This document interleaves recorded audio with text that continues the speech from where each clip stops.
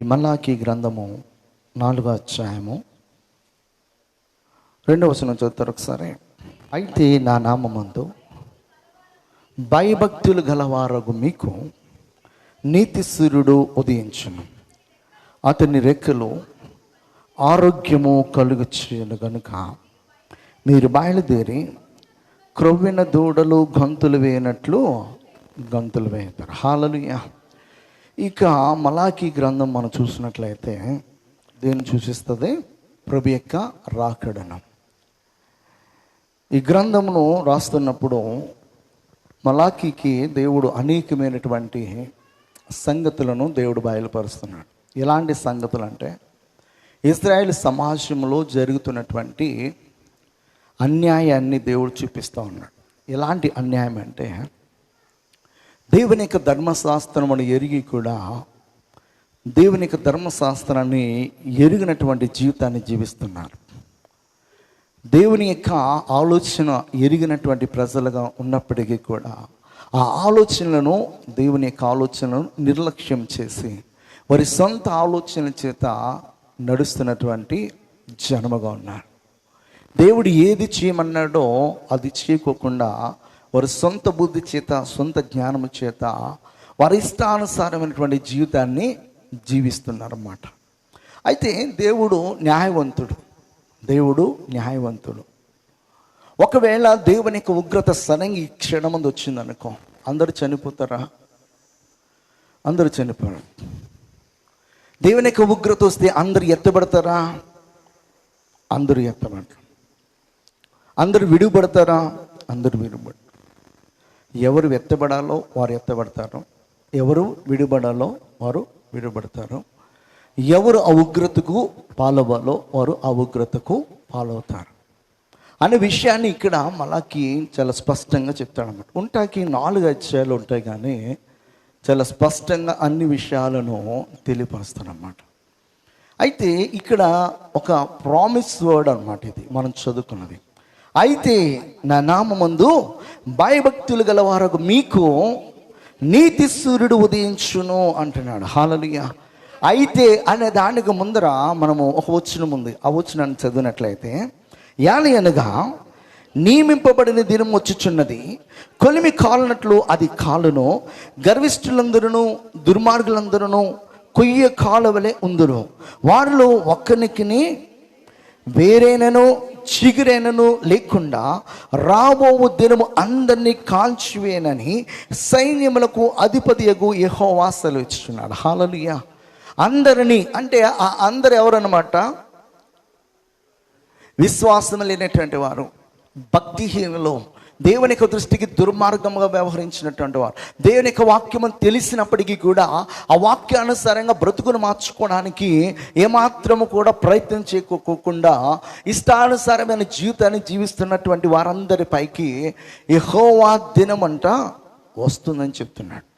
ఆయన యొక్క ఉగ్రత అనేది వస్తుందని చెప్తున్నాడు. ఈ భూమి పైన మనము ఆయన యొక్క కృపచేత మనము జీవించు వారముగా ఉండాలంటే మనము ఆయన కృపకు తగినట్లుగా, ఆయన కనికరమునకు తగినట్లుగా మనము దేవుని ఎడల భయం అనేది, భక్తి అనేది మనము ఎప్పుడైతే కలిగి జీవిస్తామో అప్పుడే మనము ఆ కృపకు పాత్రలు అవుతాం. హల్లెలూయా. హల్లెలూయా. ఇక్కడ చెప్తున్నాడు ఏమనంటే, నియమింపబడిన దినము. ఈ నియమింపబడిన దినము ఎవరి కోసం నియమింపబడింది? గర్విష్ఠుల కొరకు, దుర్మార్గుల కొరకు. గర్విష్ఠులు, దుర్మార్గులు ఆ నియమింపబడిన దినమున ఎలా కాలుతారని చెప్తున్నాడు? కొయ్య కాలువలే. మండుచున్న అగ్నిలో ఒక కట్టెని తీసుకొని లేస్తే ఏమవుతుంది? ఆ మంట ఇంకా అధికమవుతుంది అనమాట. ఎందుకంటే ఇంకా మండే దాంట్లో మనము ఎండిపోయిన కట్టెలను వేస్తున్నప్పుడు ఆ మంట ఇంకా పెరుగుతుంటుంది. ఆ ఎండిపోయిన కట్టెలు దేనికి సాదృశ్యంగా కనబడుతున్నాయంటే, దేవుని యొక్క దృష్టికి దుర్మార్గంగా జీవించేవారు, దేవుని యొక్క దృష్టికి గర్విష్ఠులుగా నడుస్తున్నటువంటి వారు. దేవుని యొక్క ఉగ్రత వస్తుంది అన్నప్పుడు ఎవరు భయపడతారంటే, దేవుని ఎడల భయభక్తులు కలిగిన వాడు భయపడాల్సిన అవసరమే లేదు. ఎందుకంటే ఎలాంటి ఉగ్రత వచ్చినా కూడా ఆ ఉగ్రతలో మనం నాశనం కాకోకుండా కాపాడడానికి ఆయన యొక్క కృప అనేది మనకు తోడుగుంటుంది. ఆయన యొక్క రెక్కలు అనేది మనకి ఆశ్రమగా ఉంటాయి. ఐగుప్తు దేశం మీదకి దేవుడు ఏంటంటే యెహోవా మోషే టైంలో 10 రకాలటువంటి తెగుళ్లను, ఉగ్రతను 10 రకాలుగా చూపించాడు. ఆయన 10 రకాలుగా చూపించినప్పుడు ఐగుప్తు దేశమంతటి పైకి వచ్చినాయి. అవి ఐగుప్తు దేశమంతటి పైకి వచ్చినప్పటికీ కూడా ఆ గోషేను ప్రాంతం అంతటిని కూడా దేవుడని యెహోవా ఏం చేస్తున్నాడన్నమాట, తన రెక్కలతో కప్పి మిగతా ప్రాంతం అంతటి పైకి కూడా దేవుని యొక్క ఉగ్రత వచ్చేటట్లుగా చేస్తాడు. అంటే దేవునితో నీ సహవాసం ఉన్నప్పుడు, దేవుని ఎడల భయభక్తులు కలిగి ఉన్నప్పుడు, దేవుని యొక్క అడుగుజాడలు నడుస్తున్నప్పుడు, దేవుని యొక్క వాక్యాన్ని వింటూ ఆ వాక్యానుసారంగా నువ్వు జీవిస్తున్నప్పుడు ఎలాంటి ఉగ్రత వస్తుందని ఎవరు చెప్పినా కూడా భయపడాల్సినటువంటి అవసరము ఉండదు. ఎందుకు ఉండదంటే నిన్ను కాపాడేది ఎవరన్నమాట ఆయన, నేను భద్రపరిచేది ఎవరన్నమాట ఆయన, నీకు తోడుగుండేది ఎవరన్నమాట ఆయన. ఎలాంటి ఉగ్రత కూడా మనను నాశనము చేయదు అని చెప్పేసి ఈ మలాకి 4 ఈ 3 మాటలు కూడా చాలా చక్కగా చెప్తాడు. ఇక్కడ మనం గమనించినట్లయితే నియమింపబడిన దినము ఎవరికి వస్తుందన్నమాట, దేవుని దృష్టికి పాపం చేసినటువంటి వారి మీదకి ఈ యొక్క దినము అనేది ఉగ్రత అనేది వస్తుందని చెప్పేసి చెప్తున్నాడు. ఇంకా మనం చూసినట్లయితే ఇర్మియా రాసినటువంటి గ్రంథంలో 24వ అధ్యాయంలో ఒక దర్శనాన్ని ఇర్మియాకు చూపిస్తున్నాడు. అక్కడ చాలా స్పష్టంగా చెప్తున్నాడు, నా యొక్క తీర్పు అనేది వస్తుంది, ఆ తీర్పు మరి ఎలా ఉండబోతుందో మీరు చూస్తారని చెప్పి 5వ వచనం చదువుదాం. ఇశ్రాయేలు దేవుడైన యెహోవా ఆజ్ఞ ఇచ్చినదేమనగా, వారికి మేలుకు కలుగవలనని ఈ స్థలము నుండి నేను కల్దీల దేశమునకు చెరగా పంపు యూదులను ఒకడు ఈ మంచి అంజూరపు పండ్లను లక్ష్య పెట్టుచున్నాను, వారికి మేలు కలుగునట్లు నేను వారి మీద దృష్టి ఉంచుచు ఈ దేశమునకు వారిని మరలా తీసుకుని వచ్చి పడగొట్టగా వారిని కట్టెదను, పెళ్ళగింపగా వారిని నాటెదను. వారు పూర్ణ హృదయంతో నా యొద్దకు తిరిగి రాగా వారు నా జనులగునట్లు నేను వారి దేవుడినగునట్లు నేను యెహోవానని నన్ను ఎరుగు హృదయమును వారికి ఇచ్చేదని చెప్తాడు. ఇక్కడ 2 బాస్కెట్స్ కనబడతాయి అన్నమాట, 2 బుట్టలు. ఒక బుట్టలో ఎలాంటి ద్రాక్ష పళ్ళు కనబడుతున్నాయి అన్నమాట, అక్కడ జబ్బివి చెడిపోయినవి, ఒక దాంట్లో మంచివి కనబడుతున్నాయి, అంజూరపు. అయితే ఈ యొక్క 2 బుట్టలు కూడా దేనికి సాదృశ్యంగా ఉన్నాయంటే, దేవుని యొక్క దృష్టికి చెడుగా వ్యవహరిస్తున్నటువంటి వారేమో చెడిపోయిన, పాడైపోయిన, జబ్బువైనటువంటి పండ్లకు సాదృశ్యంగా కనబడుతున్నారు. దేవుని యొక్క దృష్టికి మంచిగా కనిపిస్తున్న వారందరూ కూడా మంచి బుట్టలో ఉన్నటువంటి పండ్లకు సాదృశ్యంగా కనబడుతున్నారు. మనం పారవేసేటప్పుడు మంచి పారేస్తామా, చెడి పారేస్తామా? చెడిపోని. దేవుడైన యెహోవా ఇక్కడ చెప్తున్నాడు అన్నమాట, చెడిపోయిన వారందరినీ కూడా నేను పోగు చేస్తున్నాను, వీరందరిపైకి కూడా నా తీర్పు రాబోతుంది, వీరందరినీ కూడా నేను ఏం చేయాలనుకుంటున్నాడో తీసేయాలనుకుంటున్నాను, పారవేయాలనుకుంటున్నాను.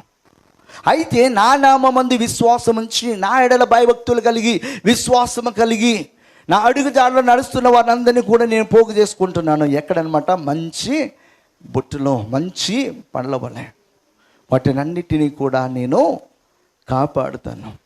వీరందరూ కూడా వెళ్ళడానికి బబులోని దేశం వెళ్తారు, కానీ ఆ దేశం నుంచి మరలా నేను రెట్టింపు జనాంగముగా తీసుకుని వస్తానని చెప్తున్నాడు. హల్లెలూయా. మీరు గమనించినట్లయితే ఆనాడు ఐగుప్తు దేశానికి వెళ్ళినటువంటి యాకోబు సంతానానికి ఈ రోజున బబులోను రాజు అయినటువంటి నెబుకద్నెజరు చేత ఏడవబడి వెళ్ళబడుతున్నటువంటి ఇశ్రాయేలు సంతానమునకు ఏమాత్రము కూడా డిఫరెన్స్ లేదు. 2 కూడా ఒకే సందర్భంలో ఒకే విధముగా ఒకే ఆలోచన చేత జరుగుతున్నటువంటి కార్యములే.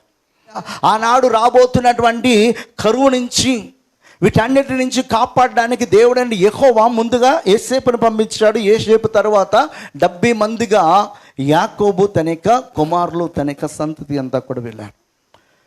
ఈ దినాలలో రాబోతున్నటువంటి కీడు నుంచి, ఉపద్రవం నుంచి, అన్నిటి నుంచి కాపాడుకొని తన ప్రజలను బబులోను దేశంలో అక్కడ జీవించేటట్లుగా చేసి మరలా ఒక రోజున, అంటే 70 సంవత్సరాల తర్వాత మరలా తిరిగి తీసుకుని వస్తాను. ఎవరిని అంటే పూర్ణ హృదయంతో నన్ను వెంబడించినటువంటి వాడిని, పూర్ణ భక్తితో నన్ను వెంబడించినటువంటి వాడిని, పూర్ణ విధేయతతో నా యొక్క ధర్మ విధులను అనుసరించినటువంటి వాడిని మరలా నేను తిరిగి తీసుకుని వస్తానని చెప్పేసి దేవుడిని యెహోవా తన యొక్క ఆలోచనంతటిని కూడా యిర్మీయాతో మాట్లాడుతున్నాడు. దేవుని యొక్క తీర్పు వస్తే, ఆ తీర్పు వచ్చినప్పుడు మంచి వారిపైకి చెడ్డవారిపైకి ఒకేలాగా రాదు. మంచి వారిని దేవుడు ఏం చేసుకుంటాడు అన్నమాట, తను ముందుగానే ఉంచాల్సినటువంటి స్థలంలో వారిని ఉంచుతాడు. ఎలా కాపాడుకోవాలో ఆయనకి బాగా తెలుసు అన్నమాట. హల్లెలూయా, హల్లెలూయా. ఇక్కడ ఆ దినము ఎవరిపైకి వస్తుందంటే దేవుని యొక్క దృష్టికి చెడుగా వ్యవహరిస్తున్నటువంటి వారిపైకి, దేవుని యొక్క దృష్టికి పాపం చేసినటువంటి వారిపైకి. మీరు గమనించినట్లయితే జెఫన్యా రాసినటువంటి పుస్తకంలో చెప్తాడు. ఏమనంటే 1వ అధ్యాయము 17వ వచనం చదువుతారు ఒకసారి. జనులు యెహోవా దృష్టికి పాపము చేసిరి గనుక నేను వారి మీదకి ఉపద్రవము రప్పింపబోచున్నాను.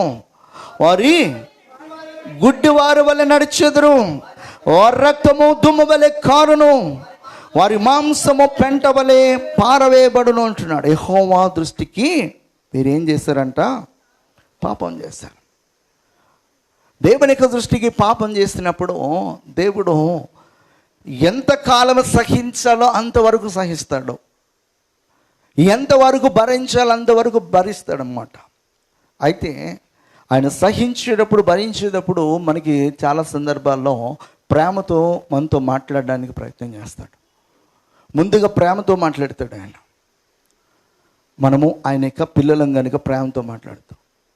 ఆ ప్రేమతో మాట్లాడి ఆ వాక్కు ద్వారా మనల్ని సరిచేయడానికి ప్రయత్నం చేస్తాడు. ప్రేమతో మాట్లాడుతున్నప్పుడు మనం లక్ష్య పెట్టలేదు అనుకో, ఒకసారి గద్దిస్తాడు.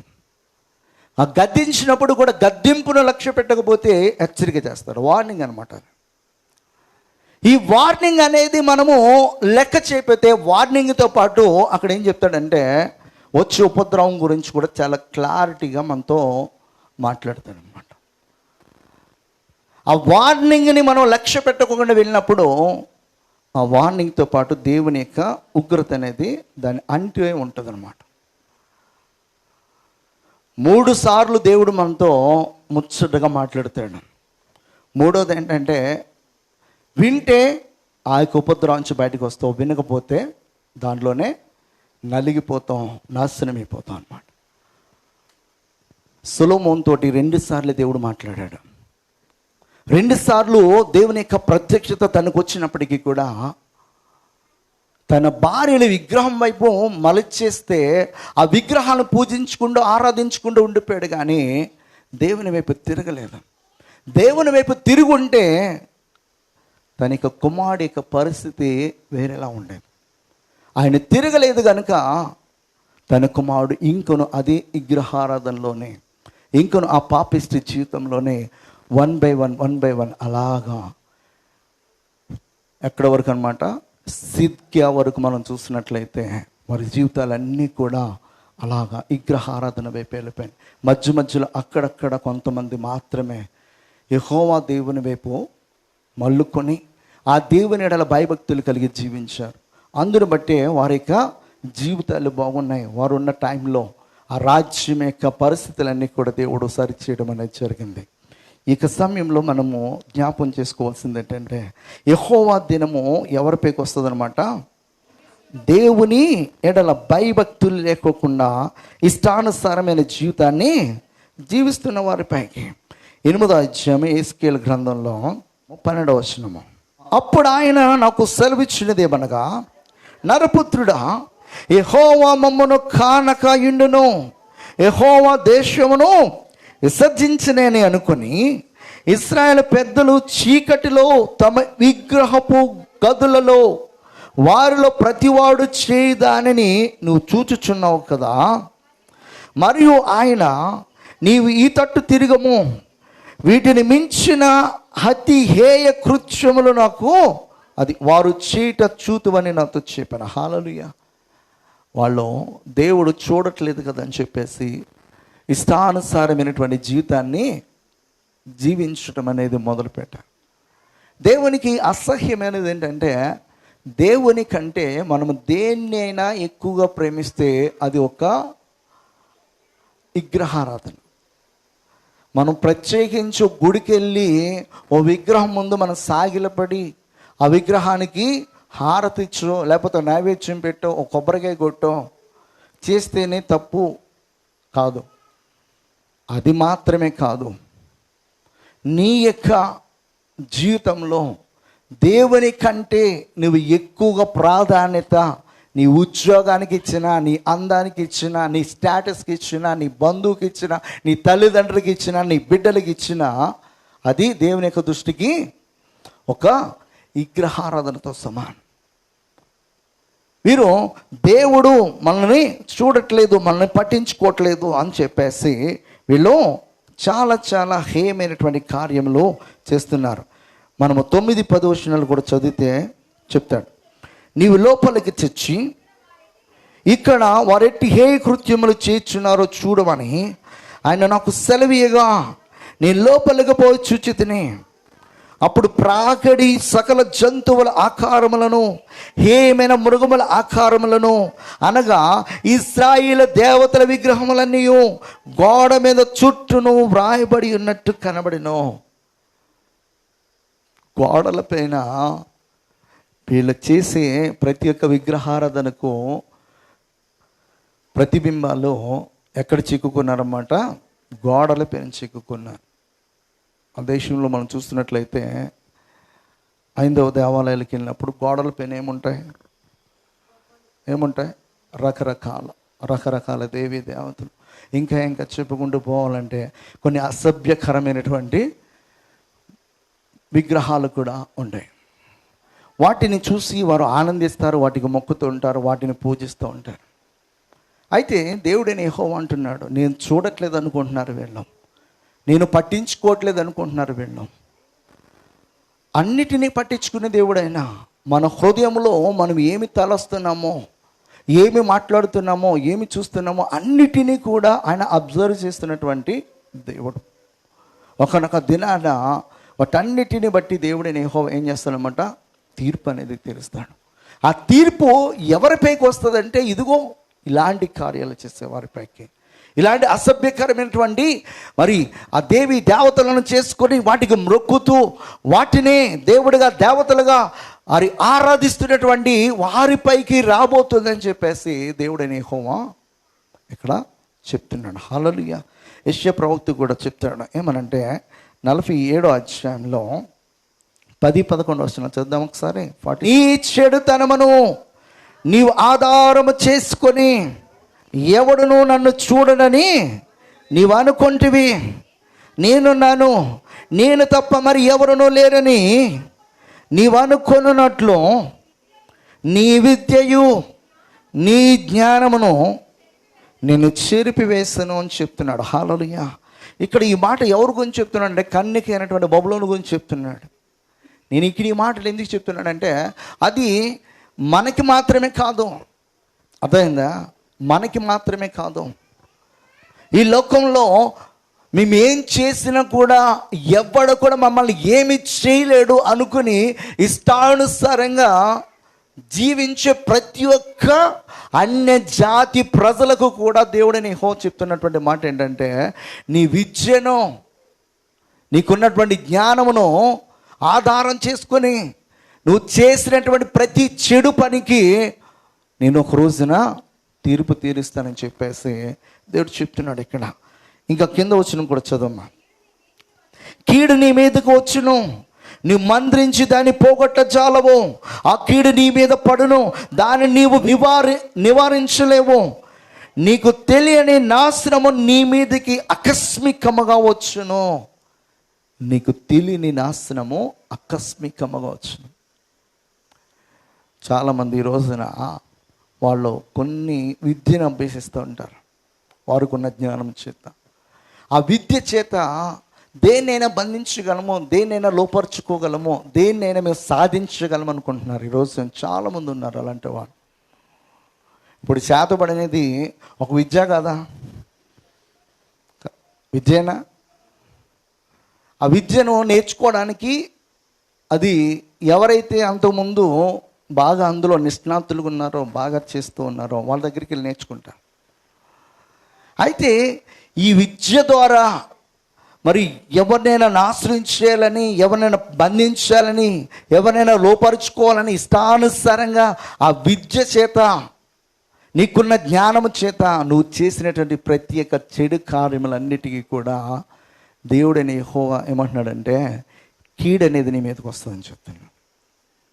కీడనేది వారిపైకి వస్తుంది. మన విద్య మనను దేవునికి దగ్గర చేసేదిగా ఉండాలి, కానీ దేవునికి కోపాన్ని తీసుకుని వచ్చేదిగా, దేవునికి ఆగ్రహాన్ని తీసుకుని వచ్చేదిగా, దేవునికి మనల్ని దూరం చేసేదిగా ఉండకూడదు అని చెప్పేసి దేవుడిని యెహోవా ఇక్కడ చెప్తున్నాడు. ఎవరి గురించి అంటే కన్యకైన బబులోను గురించి చెప్తున్నాడు. 12-13 వచనాల్లో కూడా చాలా చక్కటి మాటలు. నీ బాల్యము నుండి నీవు ప్రయాసపడి అభ్యసించిన నీ కర్ణ పిచాచ తంత్రములను, నీ విస్తారమైన శకునములను చూపుటకు నిలువము. ఒకవేళ అవి నీకు ప్రయోజనకరములగునేమో, ఒకవేళ నీవు మనుషులను బెదిరింతివేమో, నీ విస్తారమైన యోచన వల్ల నీవు అలసినావు. జ్యోతిష్కులు నక్షత్ర యోచనలు, మాసకర్య, ఆ జ్యోతిష్కులు నక్షత్ర సూచకులు మాసచర్య చెప్పువారు నిలువబడి నీ మీదకు వచ్చినవి రాకుండా నేను తప్పించి రక్షించుదురేమో. ఆలోచించు. ఈరోజు నీ అన్నీ కూడా విద్యలే. శకునం అనేది ఒక విద్య, తంత్రాలు మంత్రాలు అనేది ఒక విద్య, చేతబడి అనేది ఒక విద్య. ఇవన్నీ కూడా నేర్చుకుని ఇంతకుముందు ఏవో చేస్తానని చెప్పేసి నువ్వు అనుకుంటున్నావేమో, చాలామందిని ప్రాణాలు తీయగలిగాను అనుకుంటున్నావేమో, చాలామందిని వశపరుచుకున్నాను అనుకుంటున్నావేమో. అయితే నా ఉగ్రత నీ మీదకు వచ్చినప్పుడు పని చేస్తాయేమో, ఒకసారి వాటిని అన్నిటినీ కూడా అప్లై చేసి చూడంటున్నాడు. పని చేస్తాయేమో చూద్దాం. నిజంగా దేవుని పరిచర్య చేసే సేవకుడి పైన ఎలాంటి మంత్రోచ్చారణ పనిచేయదు, ఎలాంటి చేతబడి పనిచేయదు, ఎలాంటి కర్ణ పిచాచి తంత్రములు పనిచేయవు. అవన్నీ తిరిగి ఎవడైతే ప్రయోగించాడో వాడిపైకే వెళ్ళిపోతాయి. పట్టి బంధించాలని చెప్పి ప్రయత్నం చేసినా కూడా వాడి ప్రయత్నం అంతా కూడా ఏమవుతుందంటే, సొలొమోను చెప్తాడు, పక్షిరాజు చూస్తుండగా వలవేట వ్యర్థమే, అది వారి స్వనాశనమునకే కారణమగును. హల్లెలూయా. వారి స్వనాశనమునకే కారణం ఉన్నట్టు. హల్లెలూయా. ఈ యొక్క ఉదయకాల సమయంలో దేనికి వాక్యాలు వింటున్న ప్రియమైన సహోదరి సహోదరుడా, ఈ మాటలు ఎందుకు చెప్తున్నా అంటే, ప్రస్తుత దినాలన్నీ కూడా దేవుని యొక్క ఉగ్రత దినాలుగానే ఉండబోతున్నాయి. నేను గడిచిన దినంలో 2 వారాల క్రిందట ఒక మాట చెప్పాను. ఆ మాటలో ఒక ఉగ్రత అనేది వస్తుంది. ఆ ఉగ్రతలో ఎవరు చనిపోతున్నారని చెప్పాను? ఎక్కువగా పురుషులు చనిపోతున్నారని చెప్పాను. ఉగ్రత అని చెప్పా. అది నిజంగా చెప్పాలంటే ఆ ఉగ్రత ఎక్కడి నుంచి వస్తుందంటే నార్త్ నుంచి సౌత్ వైపు వస్తూ ఉంది. అది ఆ యొక్క ఫ్లడ్, ఆ సునామీ అనేది దట్టియెస్ట్ వాటర్గా అది అంచులంచులుగా పెరుగుకుంటూ వస్తూ ఉంటుంది. పెరుగుకుంటూ వస్తున్నప్పుడు అందులో చనిపోతుందంతా కూడా ఎక్కువ నాకు కనిపించింది ఎవరంటే మగవాళ్ళు. ప్లస్ ఇంకొక మాట కూడా చెప్పాను, వివిధమైనటువంటి భాషలు మాట్లాడేవారు కనపడ్డారు నాకు అని చెప్పాను. 4 విషయాలు చెప్పాను. అది నార్త్ సైడ్ నుంచి వస్తుంది. 2 పురుషులు చనిపోతున్నారు. 3 వివిధమైన భాషలు మాట్లాడుతున్నవారు అని చెప్పాను. అది అంతకంతకు పెరుగుతుందని. మొన్న పెహల్గాంలో జరిగినటువంటి ఆ టెర్రరిస్ట్ అటాక్లో వాళ్ళు పేరు అడిగి పురుషులు మాత్రమే చంపినటువంటి సందర్భం ఇంతకుముందు ఎప్పుడైనా జరిగిందా? ఇంతకుముందు జరిగిందా? తాజ్ హోటల్ పైన కసబ్ అనేవాడు వారి యొక్క గ్రూపు అటాక్ చేసినప్పుడు వారి పేరు అడిగి మగవాళ్ళు మాత్రమే ప్యాంట్ ఇప్పించి మరి చంపారా? కనపడినట్టు కాల్చుకుంటూ వెళ్ళిపోయాడు. ఎందుకు ఈ మాటలు చెప్తున్నానంటే, దేవుని యొక్క ఉగ్రత రాబోతుంది, అది ఆరంభమైందని చెప్పేసి జ్ఞాపకము ఒకసారి మనం తెచ్చుకుని దేవుని ఎడల భయభక్తులు కలిగి మనం జీవిస్తే, దేవుడు ఇక్కడ చెప్తున్నాడు ఒక ప్రామిస్, మనందరిపైకి ఆయన ఎలా ఉంటాడన్నమాట, నీతి సూర్యుని వలె ఉదయిస్తాడు. ఆయన యొక్క రెక్కలు మనకి ఆరోగ్యకారణముగా, మనము క్రొవ్విన దూడ గొంతులు వేసినట్లుగా గంతులు వేస్తామని చెప్పేసి దేనికి వాక్యం సెలవుస్తుంది. మీరు నమ్మినా నమ్మకపోయినా జస్ట్ బిగినింగే. 2020లో కూడా నాకు దేవుడు చూపించినప్పుడు అలాగే చెప్పాను. కొంతమంది పట్టించుకున్నారు, కొంతమంది పట్టించుకోలే. ఇప్పుడు కూడా నేను చెప్తున్నాను, ఆ దర్శనమును కొంతమంది పట్టించుకుంటారు, కొంతమంది పట్టించుకోరు. పట్టించుకున్న వారి సంగతి వేరేలా ఉంటుంది, పట్టించుకునే పరిస్థితి వేరేలా ఉండబోతుంది. దేవుని యొక్క ఉగ్రత మరి మనుషులందరిపైకి రాదు. ఎవరిపైకి వస్తుందంటే, దేవుని యొక్క దృష్టికి దుర్మార్గముగా ఎవరైతే జీవించబోతున్నారో వారందరిపైకి రాబోతుందని చెప్తున్నాడు. హల్లెలూయా. 137 దావీదు కీర్తనలో ఈ బబులోను దేశం గురించి చెప్తున్నాడు. బబులోను నదుల యొద్ద కూర్చుండినప్పుడు మనము సియోనును జ్ఞాపకం చేసుకుని ఏడ్చుచుండిమి, వాటి మధ్య నున్న నిరవంజి చెట్లకు మన సితారాలను తగిలించితమే. అచ్చట మనలను చెరగన్న వారు ఒక కీర్తన పాడిడి అనిరి, మన బాధించిన వారు సియోను కీర్తనలు ఒకదాని మాకు వినిపించుడి అని మనలను మన వల్ల ఉల్లాసము కోరిరి అని చెప్పేసి వారు నీ కోరినప్పుడు వారు పాడుతున్నారన్నమాట. వారు పాడినటువంటి పాట దేవుడు ఆలకించి, వారు బాధలో ఉన్నారు, వాళ్ళు ఇబ్బందుల్లో ఉన్నారు, ఇరుకుల్లో ఉన్నారు. వారు పాడినటువంటి పాట ఒక ప్రార్థన. దేవుని సన్నిధిలో దుఃఖముతో ఆయాసముతో ఉండి పాడినటువంటి పాటను బట్టి వారిపైకి ఏమొచ్చిందనమాట, దేవుని యొక్క ఉగ్రత. జపన్య రాసినటువంటి గ్రంథం నుంచి 1వ అధ్యాయము 14వ వచనం. యెహోవా మహాదినము సమీపమాయెను, యెహోవా దినము సమీపమై అతి శీఘ్రముగా వచ్చుచున్నది, ఆలకించుడి. యెహోవా దినము వచ్చుచున్నది, పరక్రమశాలురు మహారోదనము చేదురు. ఆ దినము ఉగ్రత దినము, శ్రమయు ఉపద్రవమును మహానాశనము కమ్ము దినము, అంధకారమును గాఢంధకారమును కమ్ము దినము, మేఘములను గాఢంధకారమును కమ్ము దినము. ఆ దినమున ప్రాకారముగల పట్టణములు దగ్గరను ఎత్తైన గోపురముల దగ్గరను యుద్ధ ఘోషణయు బాకానాదమును వినబడను. జనులు యెహోవా దృష్టికి అంటాడు. దేవుని యొక్క దృష్టికి పాపము చేసినప్పుడు నెమ్మదిగా ఉన్నటువంటి రాజ్యాలన్నీ కూడా నెమ్మది లేకుండా అయిపోతాయి. అప్పటి వరకు యుద్ధ వాతావరణం ఉండదు, సడన్గా యుద్ధ వాతావరణం వస్తుంది. ఎందుకు వస్తుందంటే మనుషులు చేసినటువంటి పాపాన్ని బట్టి. సొలొమోను జీవిస్తున్నప్పుడు సొలొమోను యొక్క జీవితంలో చివరి దినాలలో 3 తనపైకి వ్యతిరేకంగా లేచారు. అందులో యెరొబోము ఒకడు, ఇంకొక 2 ఉంటారు. ఈ 3 లేవడానికి గల కారణం ఏంటంటే, సొలొమోను విగ్రహారాధన వైపు త్రిప్పివేయబడుటను బట్టి, దేవుని యొక్క దృష్టికి పాపం చేయటాన్ని బట్టి అంతవరకు కూడా నెమ్మదిగా ఉన్నటువంటి దేశము అక్కడక్కడ రెబలియన్స్ వచ్చారన్నమాట. ఎందుకు వచ్చారంటే ఈ ప్రభుత్వానికి వ్యతిరేకంగా లేచారు. సొలొమోను చేస్తున్నటువంటి విగ్రహారాధన బట్టి, ధర్మశాస్త్ర విరుద్ధమైనటువంటి కార్యములను బట్టి వారు లేవడం జరిగింది. నా జీవితంలో ఎప్పుడో శత్రువు లేస్తాడో తెలుసా? మనం ఎప్పుడైతే దేవునికి వ్యతిరేకంగా లేస్తామో మనకి వ్యతిరేకంగా దేవుడు లేపుతాడు. అప్పటి వరకు కూడా సైలెంట్గా ఉంటుంది, నెమ్మదిగా ఉంటుంది, పీస్ఫుల్గా వెళ్ళిపోతూ ఉంటుంది. అయితే ఎప్పుడైతే మన శత్రు మనపైకి లెగుస్తున్నాడు, ఇప్పటి వరకు మనతో మిత్రుడిగా ఉన్నాడు, ఇప్పటి వరకు మనతో సమాధానంగా, ఇప్పటి వరకు కూడా మనతో స్నేహంతో ఉన్నటువంటి వ్యక్తి మనకు వ్యతిరేకంగా మారుతున్నాడంటే వెంటనే మనము పరీక్షించుకోవాలి, స్కాన్ చేసుకోవాలి. ఈ స్కానింగ్లో 2 విషయాలు అయితే ఖచ్చితంగా దేవుడు తెలియపరుస్తాడు. ఒకటి, మనం ఎక్కడైనా దేవుని యొక్క వాక్యానికి విరుద్ధంగా జీవిస్తున్నామో లేదో తెలియపరుస్తాడు.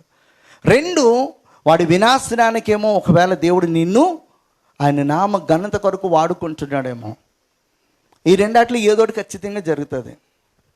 అయితే ఆ రెండోది అయితే సర్వసాధారణంగా జరిగే ఛాన్స్ చాలా తక్కువ ఉంటుంది. ఈ రెండు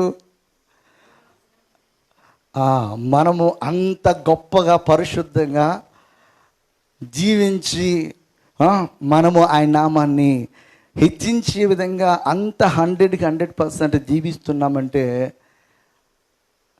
ఆ ప్రశ్న వేసుకుంటే మనకి ఖచ్చితంగా జవాబు మన దగ్గరే దొరికింది, లేదు అని.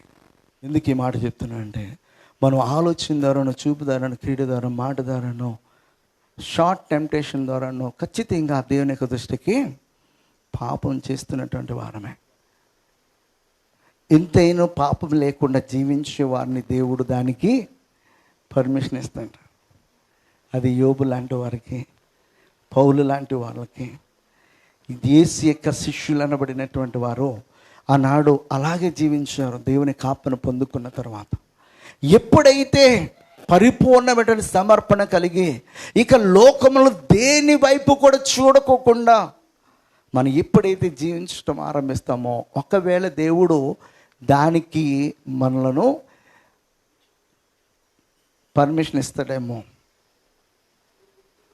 అంతవరకు మ్యాక్సిమం ఇవ్వడు. దాని కొరకు ఏర్పాటు చేయబడిన వారు కొంతమంది ఉన్నారు. ప్రకటన గ్రంథంలో ఆ బలిపీఠం కింద ఉన్నటువంటి హతసాక్షులు మొరపెడతా ఉన్నారు, నాదా నాదా, ఇక ఈ లోకానికి ఎందాక నువ్వు తీర్పు తీర్చకుండా ఉంటావు అంటప్పుడు అక్కడ ఒక మాట ఏమనంటే, ఇంకను నా నామ ఘనత కొరకు, ఇంకను నా నామ ఘనత కొరకు, అనేకులను రక్షించుట కొరకు హతసాక్షులుగా అవ్వవలసిన వారి లెక్క సంపూర్ణము కాలేదు. మన ప్రవీణ్ ప్రగడాల గారు చనిపోతే మన బాధ వేయచ్చు, కానీ ఆయన చంపేసినందుకు మన బాధ ఉండొచ్చు, కానీ ఆయన చంపినందుకు ఎవరికి ఆనందం ఉంటుందంటే దేవునికి ఆనందం ఉంటుంది. ఎందుకు ఆనందం అంటే ఆయన చనిపోతేనే చాలామందికి సత్యం అనేది తెలుస్తుంది. ఆయన చనిపోకముందు ఆయన మంచి కార్యాలు చేస్తున్నాడని నీకు నాకు తెలుసా? అంతమందిని పోషిస్తున్నాడని, అంతమందికి ఆయన మంచి దేవుని ప్రేమను చూపిస్తున్నాడని నీకు నాకు తెలుసా? ఆయన దేని కొరకు హతసాక్షి అయిపోయాడో, ఏ విషయమే ఆయన కేసు ఫైల్ చేస్తే ఆయన్ని చంపేశారో నీకు నాకు తెలుసా? తెలియకోకుండానే బ్రతికేస్తాము.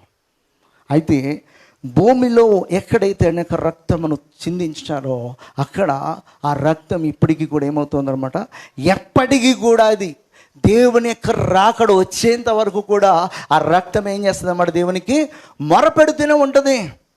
దేవుడు తీర్పు తీర్చేంత వరకు ఆ రక్త విషయమే తీర్పు తీర్చేంత వరకు కూడా ఆ రక్తం ఏం చేస్తూ ఉంటుంది అన్నమాట, మొరపెడుతూనే ఉంటుంది.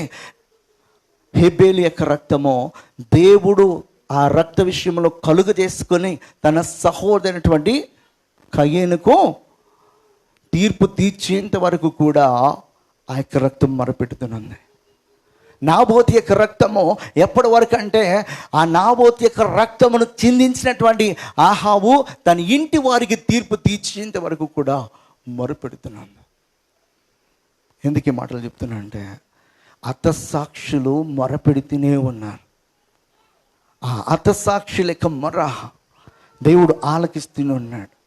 ఆ హతసాక్షుల యొక్క రక్తము ద్వారా అనేకులు రక్షణలోనికి రావాలని చెప్పేసి, అనేకులు ఆయన తెలుసుకోవాలని, అనేకులు ఆయన యొక్క రాజ్యంలోనికి రావాలని చెప్పేసి కొంతమందిని దేవుడు సెలెక్టెడ్ పీపుల్, అది అందరికీ రాదు. నిజంగా ఆయన నామాన్ని బట్టి నిందలు, అవమానాలు, దెబ్బలు, అవసరమైతే చనిపోయి వరకు ఎవరైతే తట్టుకోగలరో వారికి మాత్రమే దేవుడు ఇస్తాడు. వాళ్ళ యొక్క చావు చాలా చాలా చాలా భయంకరంగా ఉంటుంది. కొంతమంది దానిని చెడుగా ప్రజల్లోనికి తీసుకెళ్ళవచ్చు, కొంతమంది దాన్ని మంచిగా ప్రజల్లోనికి తీసుకెళ్ళవచ్చు. కానీ అది దేవుని యొక్క దృష్టికి చాలా చాలా విలువైనదిగా ఉంటుంది. ఎందుకు విలువైనదిగా ఉంటుందంటే, ఆ రక్తము చిందించడం ద్వారా అనేకులు సత్యాన్ని తెలుసుకుంటారు కనుక, అనేకులు తన యొక్క రాజ్యమునకు వారసులు అవుతారు కనుక దేవుడు అలాంటి అవకాశాన్ని కొద్ది మందికి మాత్రమే ఇస్తాడు. ఇక్కడ మనము గమనించాల్సింది ఏంటంటే దేవుని యొక్క ఉగ్రత ఎవరిపైకి వస్తుంది అనమాట? గర్విష్ఠులపైకి, దుర్మార్గులపైకి, దేవుని యొక్క దృష్టికి పాపము చేసినటువంటి వారి పైకి, మరి వారి యొక్క విద్యను, వారి యొక్క జ్ఞానమును ఆధారం చేసుకుని కర్ణపిచాచి తంత్రములను, ఇంకా మరి లోకానుసారమైన తంత్రములను వీటిని అనుసరిస్తూ నడుస్తున్నటువంటి వారిపైకి వస్తుందని చెప్తున్నాడు. అయితే దేవుడు ఇక్కడ మనకిస్తున్నటువంటి వాగ్దానము గమనించినట్లయితే, నా నామమందు భయభక్తులు కలిగిన మీకు నీతి సూర్యుడు, ఆ నీతి సూర్యుడు ఎవరన్నమాట? ప్రభువైన యేసుక్రీస్తు వారు. ఆయన మన పైన ఉదయించి మనలను ఎక్కడికి నడిపిస్తాడనమాట? సర్వసత్యంలోనికి నడిపిస్తాడు ఆయన. ఇక్కడ సూర్యుడు అంటే చాలామంది సూర్యుడికి మొక్కుతూ ఉంటారు. బహుశా అనుకున్నటువంటి పేర్లలో ఒక పేరు ఏంటనమాట? సూర్యుడు. ఇక్కడ యేసుక్రీస్తు పేరు కూడా ఇక్కడ ఏముంది? నీతి సూర్యుడు. బహుశా వాళ్ళు పూర్వకాలంలో దేవుడు ఇదిగో ఈ సూర్యుడు అని చెప్పేసి వారి యొక్క మరి పితరులు వారికి అలవాటు చేసిన దాన్ని బట్టి వారు అలవాటు చేసుకున్నారేమో మనకు తెలియదు. కానీ అయితే ఇక్కడ భౌతికంగా కనిపిస్తున్నటువంటి సూర్యుడు కాదు, కానీ మనలను నిజమైనటువంటి వెలుగులోనికి నడిపిస్తున్నటువంటి సూర్యుడు మనకి కావాలి. ఆ సూర్యుడు ఎవరన్నమాట? యేసుక్రీస్తు. హల్లెలూయా. 84వ కీర్తనలో ఒక మాట ఉంటాడు, 11వ వచనము. నీ దేవుడైన యెహోవా సూర్యుడును కేడెమై ఉన్నాడు.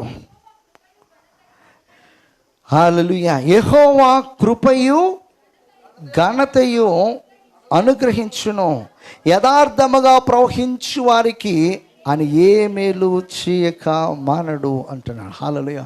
నీ దేవుడైన యెహోవా ఎలా ఉన్నాడంట? సూర్యుడును కేడెమై అన్నాడు. అంటే ఆయన మనపైకి ఎప్పుడైతే ప్రకాశించటం మొదలు పెడతాడో మనలో ఉన్నటువంటి చీకటి సంబంధమైనటువంటి ప్రతి ఒక్క క్రియ అనేది బయటికి పారదొరులుతూ ఉంటుంది. అవన్నీ వెళ్ళిపోయిన తర్వాత మనము ఎలా మారుతామంటే ఆయన వెళ్ళే వెలుగులా మారుతాం అన్నమాట. ప్రభువైన యేసుక్రీస్తు వారు యోహాను సువార్తలో ఆయన గురించి యోహాను భక్తుడు చాలా స్పష్టంగా చెప్తాడు. మొదటి అధ్యాయంలో 4 మాటలు మనం చదివితే ఈ సూర్యుడు అనే మాటకి మనకి నిజమైన అర్థం అనేది అక్కడ మనకు కనిపిస్తుంది. ఆది యందు వాక్యం ఉండెను, వాక్యము దేవుని యొద్ద ఉండెను, వాక్యము దేవుని. ఆయన ఆది యందు దేవుని యొద్ద ఉండెను, సమస్తమును ఆయన మూలము, కలిగి ఉన్నదేదు ఆయన లేకుండా, ఆయనలో జీవం, ఆ జీవము మనుషులకు వెలుగే ఉండెను, ఆ వెలుగు చీకటిలో ప్రకాశించుచున్నది, కానీ చీకటి దాన్ని గ్రహింపుకుంది. ఆ వెలుగు చీకటిలో ఏం చేస్తుందన్నమాట? ప్రకాశించుతుంది. నువ్వు దేవుడంటే ఒక భయము, దేవుడంటే ఒక భక్తి ఎప్పుడైతే ఉంటుందో దేవుడు తన వాక్కును ఏం చేస్తాడన్నమాట? తెలియపరుస్తుంటాడు. ఆ వాక్కు ద్వారా మన బ్రతుకు ఏమవుతుంటుంది అనమాట? మార్చివేయబడుతుంది. మనలోటువంటి చీకటి కొంచెం కొంచెం కొంచెం కొంచెం ఏమవుతుంది అనమాట? మనలోంచి బయటికి వెళ్ళిపోతుంది. ఆయన పరిపూర్ణంగా మనలోకి వచ్చినప్పుడు ఇక మనలో చీకటికి అనేది అవకాశం అనేది ఉండదు అనమాట. ఆయన పరిపూర్ణంగా రావాలంటే మనం పరిపూర్ణంగా ఆయనకి సమర్పించుకుని బ్రతకగలిగే వారు ఉండాలి. అయితే సమర్పించుకుంటాం, కానీ సమయానుకూలంగా మరొకసారి ఏం చేస్తానమాట? దారి తొలగిపోతూ ఉంటాం, పడిపోతుంటాం, జారిపోతూ ఉంటాం, వెనుదిరుగుతూ ఉంటాం అన్నమాట. యేసుక్రీస్తు యొక్క పరిచర్య మొదలుకొని యేసుక్రీస్తు ఆరోహణం అయిపోయే వరకు కూడా యేసుక్రీస్తు యొక్క శిష్యులుగా పిలువబడినటువంటి వారు, విశ్వాసులు అనబడిన వారు, ఆ 120 మంది పడిపోతూ, వైదొలిగిపోతూ, వెనుదిరుగుతున్నటువంటి పరిస్థితుల మధ్య ఉన్నారు. ఎప్పుడైతే పరిపూర్ణంగా దేవుడు వారిలోనికి వచ్చాడో, వారిపైన ఆ నీతి సూర్యుడిగా ఆయన అగ్ని జ్వాలల వలె ఎప్పుడైతే ప్రకాశించటం మొదలుపెట్టాడో, ఇక ఆ రోజు నుంచి వారిలో దేనికి తావు లేదనమాట. చీకటికి లేదు, అంధకార క్రియలకు లేదు, లోకానుసారమైనటువంటి ఆశలకు, కోరికలకు ఎక్కడ కూడా అవకాశం అనేది లేకోకుండా వారు జీవించగలిగారు, వారు సంతోషించగలిగారు. ఎప్పుడంటే ఆ నీతి సూర్యుడి నిశ్చయముగా వారిపైన ఉదయించాడు గనుక ఈ రోజున నిజమైన క్రైస్తవులుగా మనము ఎందుకు జీవించలేకపోతున్నామంటే ఆ నీతి సూర్యుడు ఇంకను పరిపూర్ణంగా మన మీద ఉదయించడానికి మనం అవకాశము ఇచ్చి ఇవ్వనట్లుగా మనం బ్రతికిస్తున్నాం. అలాంటి జీవితాలు కలిగి ఉంటే దేవుడు సంతోషించడు. కానీ మనం ఎప్పుడైతే మనము ఆ దేవునికి పరిపూర్ణమైనటువంటి మరి సమర్పణ కలిగి జీవిస్తామో దేవుడు మన జీవితాల్లో కార్యాలు చేస్తాడు. హల్లెలూయా. మొదటి యోహానులో మాట చెప్తాడు, 2వ అధ్యాయము 8వ వచనం ఒకసారి చదువుదామా. మరియు క్రొత్త ఆజ్ఞను మీకు వ్రాయిచున్నాను, చీకటి గతించుచున్నది, సత్యమైన వెలుగు ఇప్పుడు ప్రకాశించుచున్నది కనుక అది ఆయనందు మీ హల్లెలూయా సత్యమైన వెలుగు ఇప్పుడు ప్రకాశించుచున్నది అంటాడు. సత్యమైన వెలుగు. సత్యమైన వెలుగు ఎవరన్నమాట? యేసు ప్రభువు. నేనే సత్యం అంటాడు. ఆయన వాక్యమే సత్యం అని చెప్తాడు. ఒక చోట పాత నిబంధనలో ఆయన వాక్యమే సత్యం, ఆయన వాక్యమే సత్యమని పాత నిబంధనలు చెప్తే, కొత్త నిబంధనలో మనం చూసినట్లయితే యోహాను సువార్తలో ఆ వాక్యము ఎవరని చెప్తున్నమాట? దేవుడే అన్నాడు. ఆ వాక్యమే సత్యము, ఆ సత్యమే మనలను సర్వసత్యములోనికి నడిపేస్తుంది. హల్లెలూయా. నీతి సూర్యుడు అంటే మనము ఏవేవో ఊహించుకోవాల్సిన అవసరమే లేదా. సత్యమును తెలుసుకొని ఆ సత్యమునకు తగినట్లుగా మన బ్రతుకును మార్చుకున్నటను బట్టే మనం వెలుగు సంబంధులుగా మార్చబడతాం. మార్చుకోకుండా అలాగా ఉండిపోయినటువంటి వారు అలాగే ఉంటారు. నీ బట్టలు మాసిపోయి ఒక మంచి డిటర్జెంట్ సోప్ తీసుకొచ్చి ఇచ్చాము, సోప్ పక్కన పెట్టి అలాగే కూర్చున్నావు, బట్టలు తెల్లగైపోతాయా? ఎప్పుడు తెల్లగవుతాయి? ఆ సోపు ఎక్కడ మురుకుందో అక్కడ అప్లై చేసి దాన్ని ఎలా వాష్ చేయాలో అలా వాష్ చేస్తే అప్పుడు ఆ మరకలు పోతాయి, ఆ మురికి పోతుంది. వాక్యం ఉంది. ఆ వాక్యాన్ని మన యొక్క జీవితానికి ఎలా అన్వయించుకోవాలో అలా అన్వయించుకొని మన బ్రతుకును మార్చుకుంటున్నప్పుడు మనలో ఉన్నటువంటి మురికి అనేది పోతుంది, పాపం అనేది పోతుంది. అప్పుడు మన దేవుని ప్రతిబింబముగా ఆయన సూర్యుడి వలె కనబడితే మనం కూడా అలాగే కనిపిస్తాం. ఆయన వెలుగే ఉన్నానని చెప్తున్నాడు. ఆయన మనతో మాట్లాడుతూ చెప్తున్నాడు, మీరు లోకమునకు వెలుగై ఉన్నారని చెప్తున్నాడు. ఆయన వెలుగండి మనల్ని వెలుగుగా చేసినటువంటి వాడు. మనం వెలిగింపబడిన తర్వాత ఇతరులను వెలిగించడానికి ఉపయోగపడే సాధనముగా ఆయన చేతుల్లో వాడబడాలని చెప్పేసి దేవుడు ఎదురు చూస్తున్నాడు. అలా ఎప్పుడైతే మనము జీవిస్తుంటామో మనము గంతులు వేసేవారు ఉంటాము, ఆనందించేవారు ఉంటాం. ఏమున్నా ఏమి లేకపోయినా మనము ఆనందించగలమాట. హల్లెలూయా. హల్లెలూయా. 2 పేతురు 1వ అధ్యాయం 19వ వచనం చదివేసి మనం ముగించేద్దాం.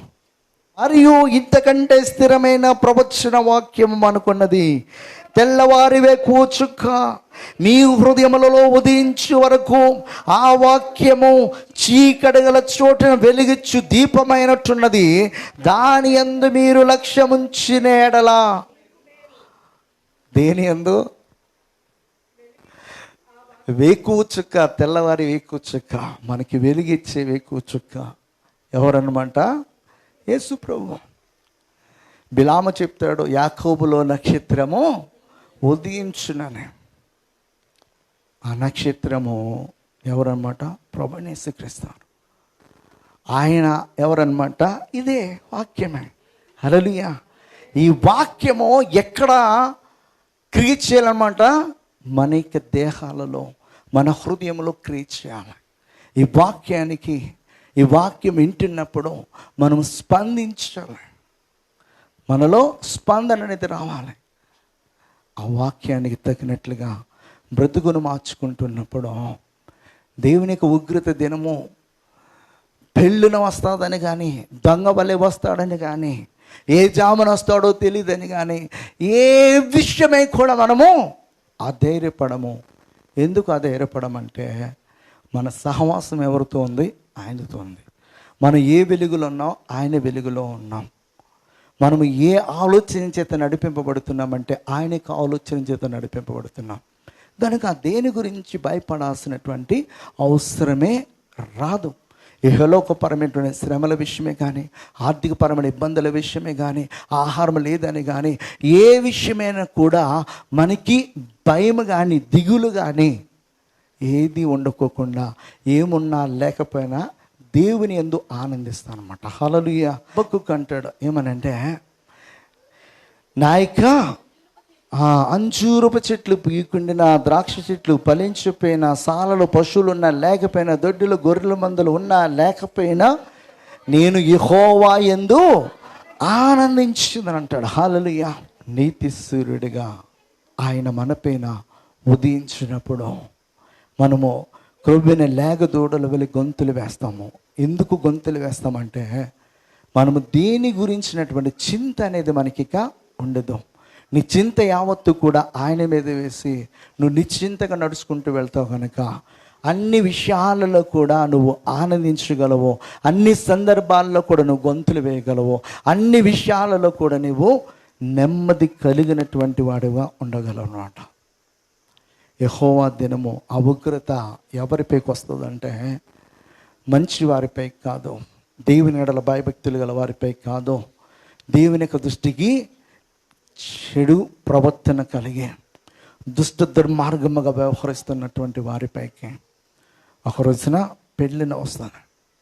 అది వచ్చినప్పుడు ఆ యొక్క ఉగ్రత దినము నుంచి ఎవ్వరు కూడా తప్పించుకోలేరు అన్నమాట. ఎవ్వరు కూడా తప్పించుకోలేరు.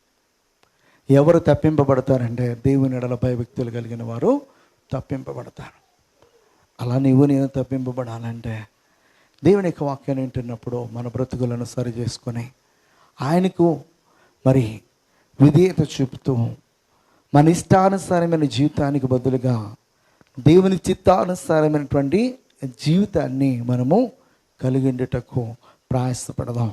దేవుడు అటువంటి కృప మనకు అనుగ్రహించును గాక. ఆమేన్. ప్రార్థన చేసుకుందాం.